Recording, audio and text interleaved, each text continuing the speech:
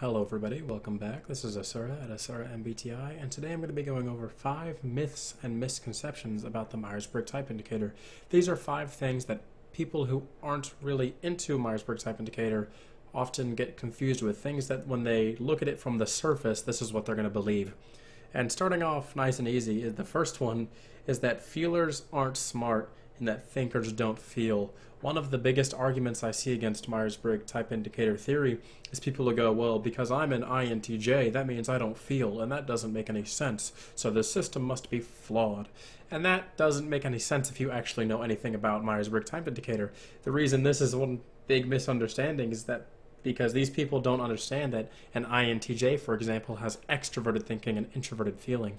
They don't think about the fact that people have thinking and feeling functions. They have all of these functions, they just have a different preferred way of using them.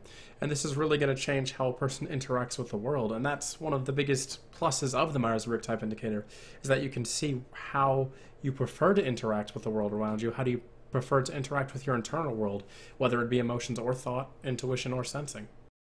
Alright, on to number 2, and number 2 is that type determines your morality or personality. And that is simply just not true. This is what a lot of people get confused with, because they think when they look at how MBTI is structured, they think it's a personality test, and that really isn't what Myers-Briggs Type Indicator is. Myers-Briggs Type Indicator is about your preferred way of interacting with your outer and internal world. And it's not so much going to define who you are or how you act as a person. Well, it might define how you act, but not what kind of person you are. Being a certain type doesn't make you more likely to be a good or bad person. For example, I'm going to use the personality type INFJ. INFJs are known for having Gandhi as an INFJ as well as Hitler. These are two extremely different people. You know, Gandhi's a leader for world peace, and Hitler did a whole bunch of terrible, awful things, but they're both considered to be INFJs in what we know today through MBTI theory. MBTI theory does not define who you are. It does not define what kind of person you are. It doesn't define your personality or things about you that are unique to you. It defines your way of interacting with your outer and internal worlds. Alright, on to number 3. And number 3 actually goes a little bit with the last one, and that's that type doesn't prevent you or encourage you to do anything you shouldn't or couldn't do before. Type isn't going to be something that's going to stop you from going out and doing something you want to do. No one should say, I'm an INFP, so that's the reason I can't get a date. It's because I'm nervous, because I'm an INFP. You should never let type stop you from achieving your dreams or encourage you to do something bad because it's along the lines of your type. You shouldn't say, well, I'm just an ESFP, so I'm going to go be crazy and have a lot of parties and all that stuff. But, that's not stopping you from being that kind of person. But you shouldn't do something just because your type says you're that kind of person. You shouldn't go look at the definitions of the 16 types online and say, ooh, I want to fit myself into this category. That's what so many people who look at MBTI do. They see a type and they try to get themselves to match that type. They want to be the by-the-book definition of that type, and that's not what it's supposed to be. That's not how it's supposed to make you think. It's supposed to make you think about your interactions with the world, not who you are as an individual. Type, again, doesn't define you as an individual, and it doesn't stop you from achieving your dreams or encourage you from doing things that aren't your dream. It's not going to keep you from being the person you truly are just because of the way you prefer to interact with the world. Never let anything get in the way of that. Just be yourself. Stop trying to fit into the molds of MBTI and learn what kind of person you are. Alright, on to number 4. And number 4 is introversion and extroversion, because this is one very big misconception when it comes to MBTI. When people say and look at the I versus E axis, they think that introversion and extroversion either means that you prefer to be a hermit or you prefer to be outgoing, and that's not what it was originally intended to be along the lines of Carl Jung's and Myers-Briggs' work. Introversion and extroversion originally meant more along the lines of, do you prefer to interact with your internal world first, or do you prefer to interact with the external world first? And down the road and over the years, people interpreted this as, do you prefer to be outgoing or do you prefer to be by yourself? And that a lot of times matches up with the I versus E axis, but that is not always how it works.